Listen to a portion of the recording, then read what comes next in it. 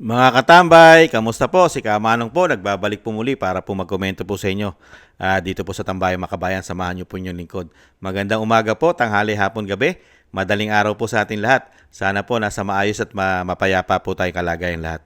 Ito po, komentuhan po natin itong isang senador mga tambay. Dito po sa kanyang talumpati.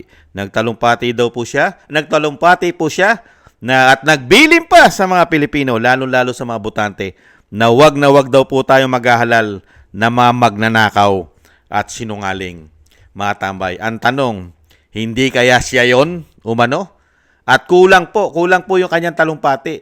Ang sinabi lang po niya ay mga magnanakaw at sinungaling. Ang dapat po, bukod po sa sinungaling at magnanakaw, ang dapat hindi iboto, lalong-lalo po ang sumusuporta sa makakaliwa. Kailangan po hindi iboto yan. At hindi po kailangan maglingkod sa bayan yan. Pag sumusuporta ka sa kaliwa, salot po yan, mga bayan, at hindi magbibigay ng magandang paglilingkod sa bayan ang mga tao na yan. Pakinggan po natin itong tao na ito, itong senador. Corruption is not a victimless crime. Corruption in healthcare kills the sick. Every overpriced face shield, every irregular contract, is a bed not bought, a ventilator not delivered, a nurse not hired or paid, a life not saved. Unfortunately, the unconscionable has become normalized. In fact, in the last elections, unconscionable politicians won. Kaya uulitin ko, kung nais natin harapin ang massive corruption, huwag na nating ihahalal ang mga magnanakaw, sinungaling sa 2028 at sa darating pang mga halalan.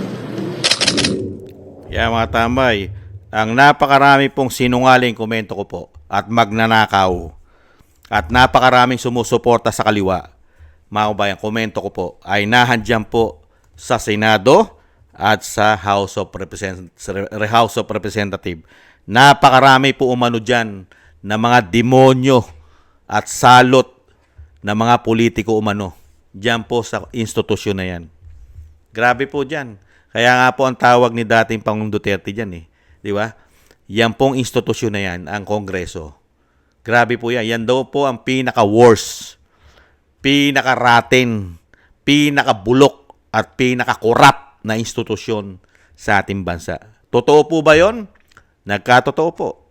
Dahil kinukontrol po nila ang pera ng taong bayan sa mahabang panahon. At lalong-lalo po, wala pong public hearing ang kanilang mga pondo. Hindi po katulad ng ibang departamento, katulad ng Office of the Vice President, hayag na hayag po ang mga budget niyan.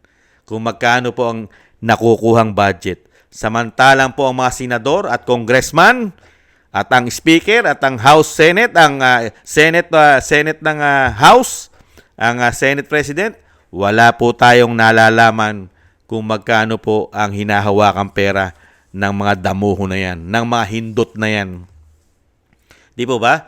Kaya nakapagtataka po sa isang senador na nakapagsasalita po siya, samantalang yung kanyang bakuran ay punong-puno po ng issue ng anomalya na sinasabi ni dating Pangulong Duterte at siyempre po ng Vice President. At napakarami pong anomalya ngayon sa ginagawa po nilang pondo sa ating pera sa mahigit 3 taon. Kaya nga po nagkadaleche-leche po ang pera ng Pilipinas Di ba? Flood control pa lang. Ano po ang ginawa po ng Kongreso diyan? Kung saan-saan po nila ginawang priority ang pera ng bansa, ang pera ng Pilipino. Saan po?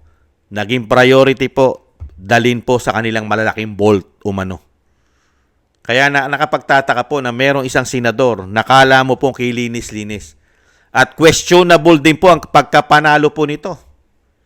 Ito po ay kailanman na hindi po kayang manalo sa Mindanao, umano. At mahihirapan din pong manalo sa Bisaya, umano. Ito pong senador na ito. At napakarami na rin pong attempt, ilang beses na po itong natalo. Kaya nga po nagtaka ang mga Pilipino, bakit daw po nanalo itong senador na ito? Bakit? Lalong-lalo, hindi po mananalo ito sa mga OFW. Kaya nagtaka po ang napakaraming Pilipino Bakit daw po ito nanalo? Kaya nga po ang tanong ng mga Pilipino, bakit nanalo Chairman George Garcia? Bakit po nanalo sila? Yan po ang tanong ng mga Pilipino kay COMELEC Chairman George Garcia. Bakit po nanalo itong mga senador na ito? Unang-una, napakarami pong overvote na hindi po nila binilang. Milyon-milyon ang hindi po nabilang sa boto natin. At ang issue po, pag binoto po natin ang Duterte 10, ang lumalabas po sa boto natin ay sila. Sila umano ang lumalabas. Ganyan po katindi.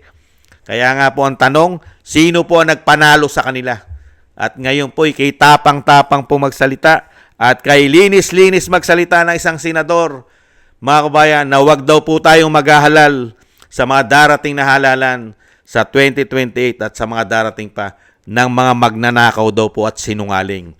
Sino-sino po ba ang kauna-unahang magnanakaw sa bansa na ang kanila pong hinahawakang pera sa atin at ang kanila pong mga MOOE at ang mga extraordinary po nila ay liquidation by certification lamang yata umano at hindi po yata uso-uso sa kanila ang resibo, liquidation by certification lang yata. Hindi po ba, mga kabayan, ganyan po, katindi po ang ginagawa po nila sa pera ng taong bayan. Pagka sila na po ang humawak, ay napaka-special po ng mga tao na ito. Ito pong mga politiko na ito. At siya rin po ang gumawa ng batas. Kaya po dumami ang mga kriminal na kabataan na hindi po pwedeng makulong dahil sa kanyang batas. Hindi po ba? Yung batas na 16 years old yata, mga tambay, o 17 years old, pagka gumawa ng krimen ay hindi pa pwedeng makulong dahil sa kanyang batas. Ibang klase po yan. Matindi pong gumawa ng batas yan. Nagtatanong na po si Kamanong. At tumanda na po yan. Tumanda na po sa Senado yan. At dyan na rin po yata yumaman ng husto yan sa pagiging senador umano. Nagtatanong na si Kamanong, gaano na kaya karami ang pera niyan sa kanyang Bolt umano? Dahil yan po sinasabi ni Mayor Magalong, ang mga demonyong magnanakaw na politiko ay napakarami daw pong pera sa kanilang Bolt, mga kabayan.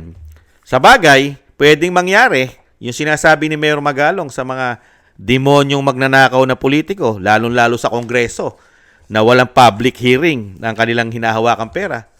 At hindi uso sa kanilang audit dahil liquidation by certification lamang sila. Pwede po palang mangyari yung sinasabi ni Mayor Magalong na napakarami pong mga demonyong magnanakaw na politiko, lalong-lalo daw po sa Kongreso. Dahil napaka-special daw po nila pagdating sa pera ng taong bayan. Totoo kaya, mga kabayan? Nagtatanong na si Kamanong.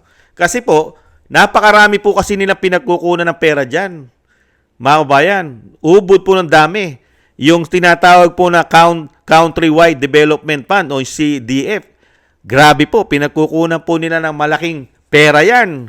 At syempre yung Special Purpose Fund, mga tambay, at yung Congressional Initiative Location, yung CIA, grabe rin po ang pera nila dyan. At syempre po yung Priority Development Assistance Fund, ang tinatawag na PEDAP, mga kabayan. Ibang klase rin po ang pera ng mga kongreso dyan. At syempre po, at hindi raw po bababa. Hindi bababa daw po ang hahawakan ng isang senador na huwag daw po tayong boboto ng magnanakaw at sinungaling. Mga tambay. Huwag daw po tayong, lalong-lalo raw yung mga kurakot. Korap. Ang bihira. Mga sinungaling. Humahawak po ang mga senador na hindi po bababa ng 200 million each. Hindi raw po bababa ito. 200 million each sa loob ng isang taon.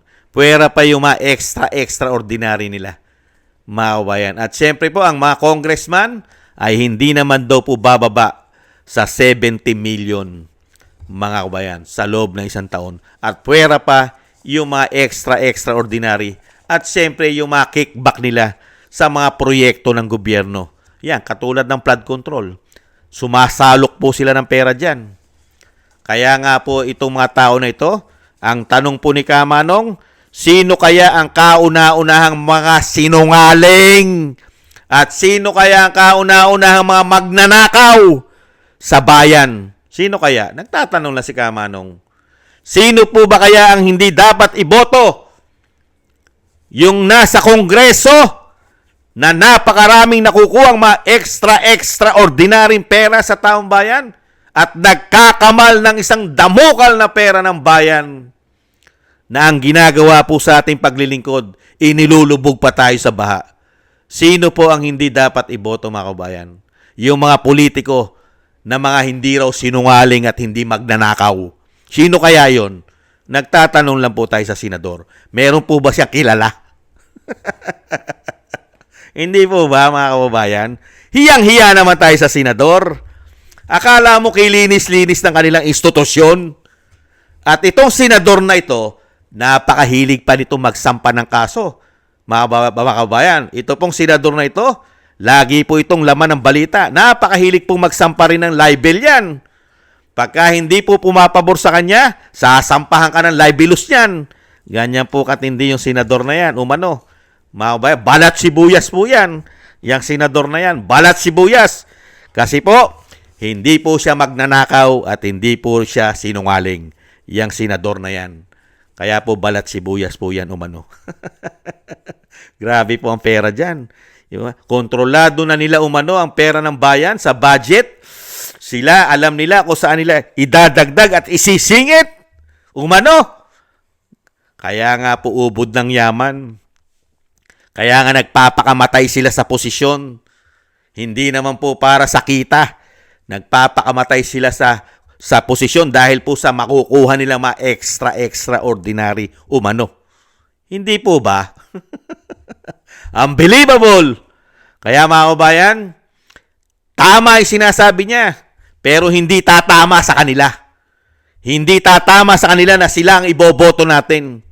Dahil hayag na po kung paano po sila magnakaw umano sa atin. Sa napakahabang panahon, mga kabayan, sarado ang mga libro niyan. Close book. Ayaw nilang i-open sa taong bayan. At ayaw nilang magbigay ng resibo ng mga programa at proyekto nila. Halos silang lahat umano. Bakit kaya? Nagtatanong lang si Kamanong. Napaka-special nila. Special po sila sa korupsyon umano. Hindi mo pwedeng kalkalin ang kanila pong budget. Napaka-special. Pero pwede silang mangalkal ng iba. Kakalkalin nila sa iba. Pero yung sa kanila, hindi pwedeng kalkalin. Di po ba? Ganyan po katindi yung mga yan. Umano. Mga kababayan. Kaya po, yung sinasabi niya po, na wag daw po tayong maghahalal ng mga magnanakaw, mga tambay, at mga sinungaling. Dadagdagan po natin yon. Wag din po tayong maghahalal ng sumusuporta sa mga salot na makakaliwa. Wag na wag po. Napakarami na pong salot na sumusuporta sa mga kaliwa sa ating bansa. Nandiyan na po sa Senado, umano, at isang damukal po sa Kongreso, mga tambay. Grabe po dyan sa House of Representatives. Grabe po dyan. Isang damukal daw po umano dyan, ang mga salot. Hindi lang po ang makakaliwa. Pati po ang mga demonyong politiko ay nahandyan na rin po. Nagsama-sama na sila. Lalong-lalo po yung pumirma ng impeachment na 200 plus po yata yun, mga kababayan. Yan po ang sagot po natin sa napakalinis na politiko na napakahilig magsampa umano ng libelous. Hindi po siya sinungaling at hindi rin po siya magnanakaw, mga kababayan. Ganyan po kalinis yung senador na yan. Kinumentohan lang po natin. Kasi po, malapit na po ang halalan, mabilis lang po ang panahon. At siya po ay nagpapaalala, mga kababayan. Kung siya po ay nagpapaalala, si Senator Kiko, nagpapaalala rin po si Kamanong na wag po tayong boboto ng mga sinungaling, mga magnanakaw, at mga sumusuporta sa kaliwa. At siyempre po, yung ayaw magbukas ng libro, yung ayaw nilang buksan ang kanilang libro sa napakatagal ng panahon, wag po natin iboboto yan. Meron pong tinatagong mga anomalya yan, mga kababayan. Lalong-lalo yung ayaw magbigay ng mga resibo sa COA kung saan nila dinadala ang budget na bilyon-bilyon. daan-daang milyon na nakukuha nila sa Pilipino, saan kaya nila ginagasta? Diretso kaya sa kanilang Bolt? O kaya sa napakasarap nilang mga biyahe, travel, bakasyon? Mga kababayan, at napakasasarap nilang luho, personal at mga pagkain dahil may kumakain pang sobra-sobra pera. Kulang 1 milyon, isang kain lang sa dami po ng ninakaw yata nila sa ating bansa. Maraming salamat po mga tambay. Huwag po natin kalimutan yung bili ni Senator Kiko mga tambay. Huwag na huwag daw po tayong maghahalal ng politiko na magnanakaw at sinungaling. Dinagdagal lang po ni Kamanong. Huwag po nating hayaan na tayo rin ay bumoto ng sumusuporta sa mga kaliwa. Baka isa siya ron umano na sumusuporta dyan. Maraming salamat po sa gusto po natin tambayan mga kabayan sa YouTube at TikTok. At ganoon din po sa mga nagko-comment, like, share, and subscribe. At sa ating mga subscribers, thank you po. At sa patuloy po nagsusubscribe, thank you po mga kababayan. Maraming salamat po sa inyo.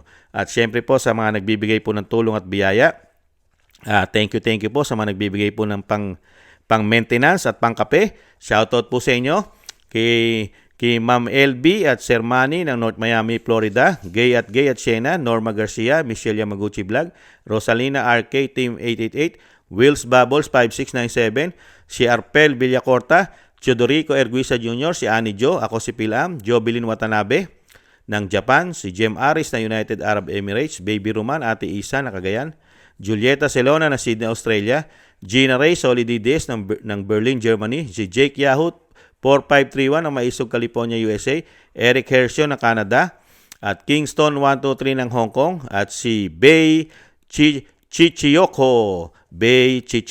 Maraming salamat po sa inyo mga kababayan, at ingatan po kayo palagi, at lalong-lalo po sa inyo po mga paggawa.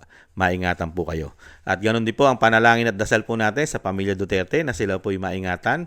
Ang ating Vice President, maingatan po sa kapahamakan sana po. At ang ganoon din po ang ating dating Pangulong Duterte na siya po ay maingatan sa kapahamakan. At madugtungan pa po ang kanyang buhay at kalakasan. At syempre po makauwi po sa lalong mabilis sa ating bansa. Mga kababayan. Thank you po sa mga dasal. At syempre po, ganun din po tayo mga tambay, magdasal po at nang tayo po maingatan at ang ating pong buong sambahayanan. Thank you po. Sa muli po, ingat-ingat po tayo. Bye-bye.